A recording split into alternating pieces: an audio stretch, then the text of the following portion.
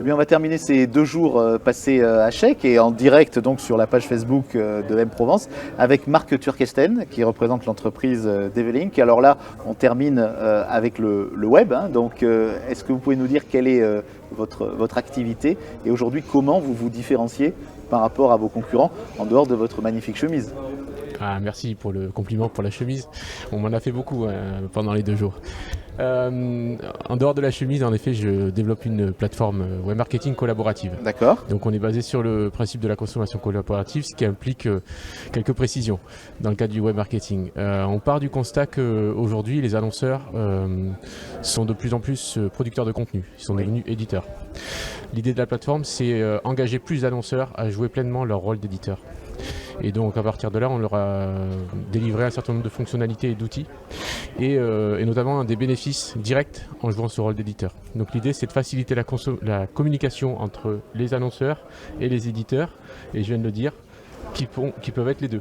Finalement. Donc ça, c'est original dans la démarche aujourd'hui d'une web agency, le côté collaboratif? C'est original. Alors ça part d'un besoin qui est lié aux logiques d'inbound marketing, de plus de visibilité dans les moteurs de recherche, plus de visibilité dans les réseaux sociaux. Donc ça, c'est un besoin que tout le monde veut couvrir et qui est compliqué parce qu'il faut à la fois engager des moyens sur la production de contenu et il faut aussi engager des moyens pour développer des backlinks, notamment puisqu'on en parle beaucoup dans le référencement naturel.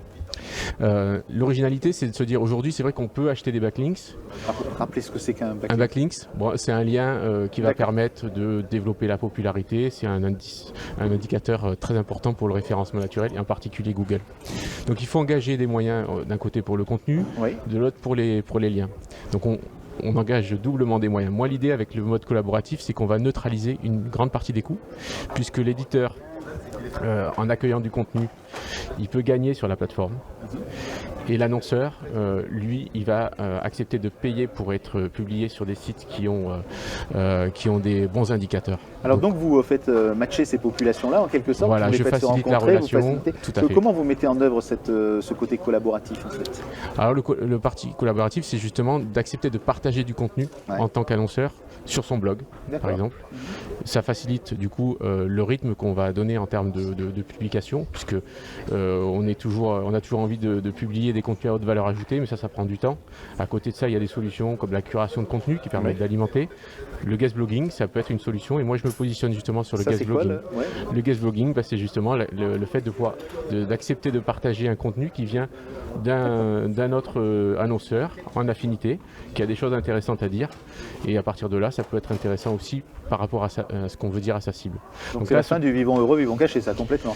Ah là, il n'y a pas de truc, hein. Il faut accepter de jouer pleinement ce rôle. En effet, éditeur, il n'y a pas de raccourci, on y va à fond, on fait du contenu à valeur ajoutée, travailler sur le fond, sur la forme. Donc, il y a des risques là?